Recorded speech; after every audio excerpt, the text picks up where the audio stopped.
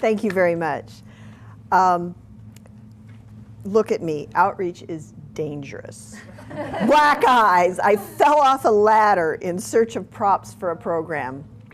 It's really not dangerous. It's just if you're clumsy, I don't know. But it's something, it's fun, it's always an adventure. And in order to do outreach of any kind with kids or adults, you have to be flexible. You have to have community contacts. And you have to have a vision of what you want to accomplish. I came to Santa Cruz Public Library 9 years ago, and I had 2 of those 3 requirements. I certainly was flexible. I'd had a lot of experience working with children in a variety of different areas. I'd been a teacher, I'd worked as a scout leader, I worked as a Sunday school teacher, I helped out with my children's sports teams, I was a volunteer at my children's schools and in the PTA. And I had a vision of what I wanted to accomplish as the first Youth Services Outreach Librarian. However, I moved from Cleveland, Ohio, or Shaker Heights, Ohio, to Santa Cruz, California. I moved from a place where I did have a lot of community contacts to a place where I didn't know anybody. Santa Cruz was a place I went to the beach at when I was a kid. I grew up in Salinas. And so I started out knowing that I had to make those contacts with what I knew best, which was schools. I'd worked in a school library and I had a lot of experience with school organizations. And within the first month of being at Santa Cruz, I contacted all the schools in Santa Cruz County and told them about a program that we were reinstituting called Assignment Alert, just in order to get in touch with the schools, but also to benefit, hopefully, our library branches from those massive influxes of children who come in and everybody's got to do a report on the same thing all at once. So we have, and it's resulted in a very good relationship with the schools. For the first couple of years, I sent out that letter every year in the fall. And now I'm thinking I probably have to start again because it's been, after all, 9 years since I started doing that, and there's been a turnover in the teachers. But for the most part, teachers and administrators in the schools support them in sending their assignments to the libraries before they actually give them out to the kids. And then we're able to be prepared for all those assignments. After I started that, I was appointed to a group in Santa Cruz called the Beach Flats Providers Providers Group, I guess it was just called. It was a ad hoc group from the city of Santa Cruz that included all the people from nonprofit, profit, and governmental agencies in Santa Cruz and Santa Cruz County who did any kind of service in the Beach Flats area. And so that way I got to know representatives from the Girl Scouts, from the local dance center, from the youth centers, from nonprofit housing organizations, from banks, and just everybody who had any kind of service in that area. So it was a great training ground and a great way to make contacts, not necessarily contacts that I would use right away, but people that I knew that I could contact in the future, or that they could, vice versa, contact me. And it also came about from another absolutely crucial group of collaborators, is your colleagues in the library. I asked them for help all the time, and for the most part, and it's not just the librarian colleagues, it's the custodial staff and the building maintenance staff and the just anybody who works in the library that they can help out, all of the staff. In fact, one time we had this brilliant idea for summer reading that we were going to have a traveling dress-up trunk. I was going to take it around to all the different areas that I did programs, but we were going to have it at our summer reading festival as well. And so I said, well, I had this great idea, but I certainly out of my closet couldn't have provided all the clothes and accessories for the dress-up trunk. But I put out an email to all staff, and I'm still getting things. This was, what, 5 or 6 years ago, and I'm still getting things. Oh, Jeannie, could you use this scarf? I can't use this, outfit anymore. I got this jacket at a, sale, and it's just not what I want. Can you use it? And every once in a while, I'll go up to my box, and there'll be a little baggie of jewelry, or plastic leis, or things. They all go into the traveling dress-up trunk, and we used it at every summer reading festival since then. It's gotten to the point where we had to ask our building maintenance staff to make mirrors for the dress-up festival so that all the kids could use it. So your colleagues at the library are collaborators as well in all of the programs. Outreach in Santa Cruz is a separate sort of department. It's a system department of the library, and it comes in 3 parts. There's KidReach, Youth Services Outreach, and there's the bookmobile, and there is senior outreach, which is just the other end of the age range. The senior outreach librarian has services for adults and homebound. My mission as the KidReach librarian is to serve those children in Santa Cruz County who do not have access to library services in a fixed branch for whatever reason. And that entails doing programs for preschool to high school age children at community and residential centers and at sites that cannot accommodate the bookmobile. KidReach also works with school staff to inform branch libraries of research assignments and homework needs. That's the assignment alert program that we instituted early on.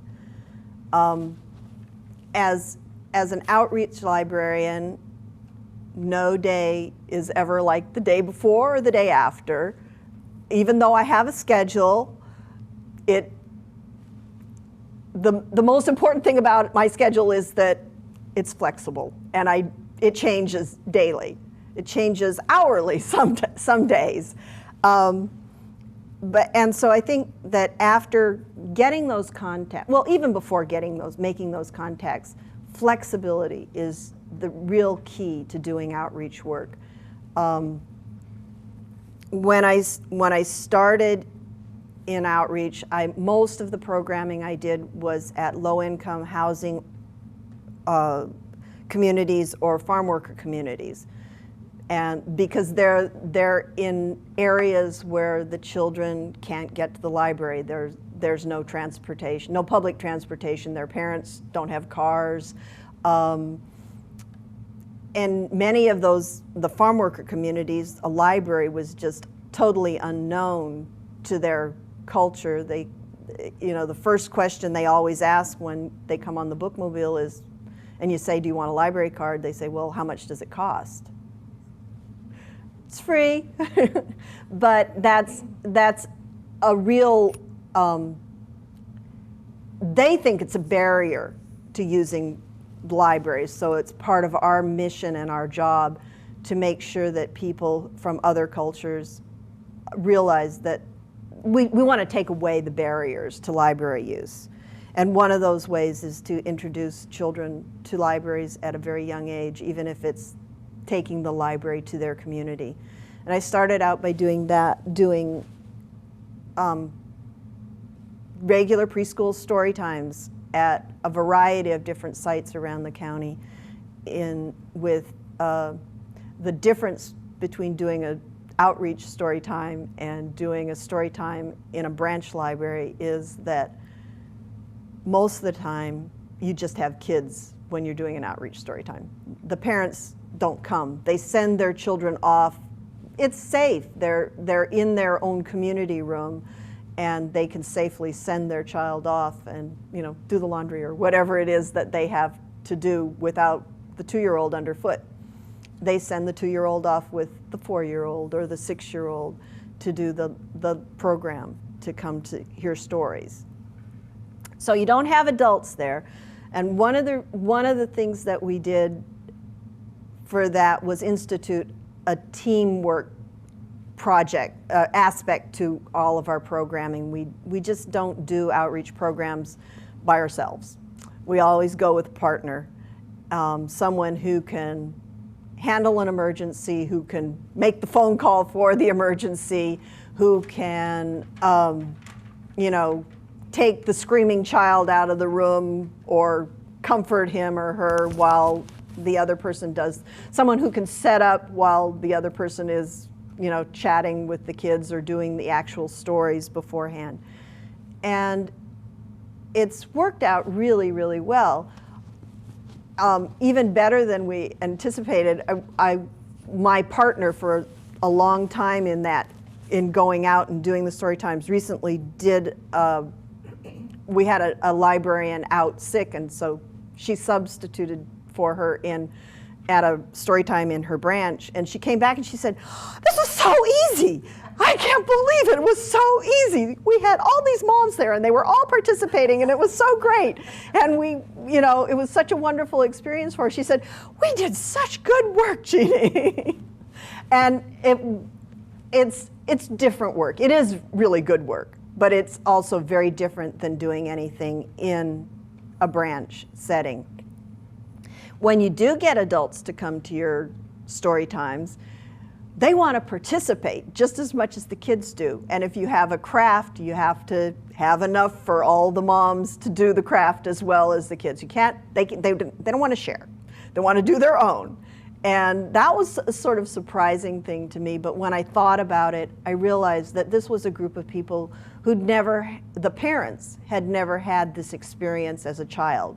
They maybe had families who told stories and they had the oral tradition, but they didn't have it as going to the library, going to a recreation center or anything like that. It was a whole new experience for them, and they really enjoy it.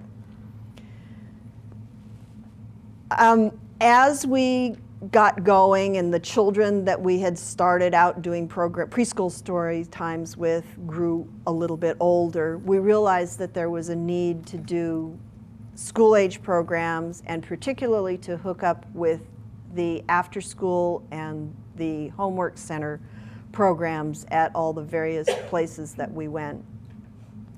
So we did that. We did several just after-school kind of programs, reading and library orientation. We would take groups onto the bookmobile or use if the site we were at had a computer center, we did a lot of programs teaching the kids how to use the library website as opposed to just going online and Googling it or using whatever their favorite search engine at the time was. Did a lot of work with the kids doing that.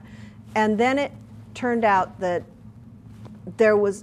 we could reach a great many more kids if we did workshops with the adults who volunteered or worked in their after-school programs. We did a series of 3, I think, workshops for those adult helpers in after-school programs, and called homework center workshops. And one of them, we did the research program of orienting them to using our library website and all the great databases and search programs that we have on the website. and giving them better ideas of how to help the kids do that as well, and how to evaluate websites that they find and do things like that. And then one of the other one that we did came about because the people who had come to our workshops really were having trouble with math homework. And, you know, for a lot of reasons, but they just wanted to know how to help the kids better with their math homework. So we went back to our contacts at the County Office of Education and found someone whose specific job it was to help teachers and families with understanding the new math and understanding ways of working with math homework. And we invited her to come, and not only did she give a workshop for all the homework center staff and volunteers, but she became a contact for all of those people, that they knew there was someone in the County Office of Education that they could contact when they had a question about this very specific math issue, which is huge for parents and helpers. We all, you know, so many of us have math phobias from the way we learned, or if we were little girls told we couldn't do math. But we're overcoming that, I hope. So we've gone from actually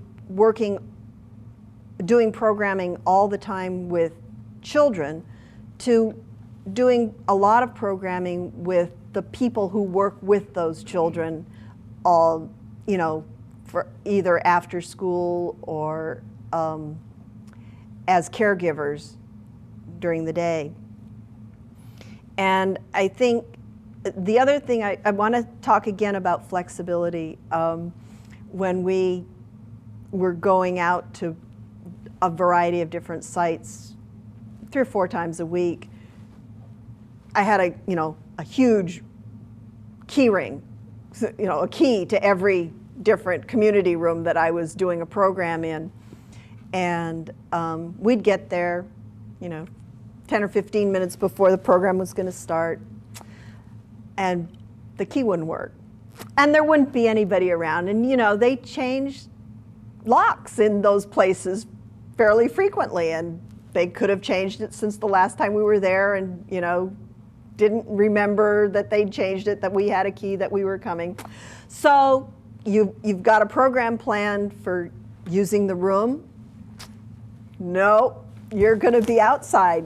We've done programs on the lawn. We've done programs on tree stumps. We did one program in a tree house, a play thing.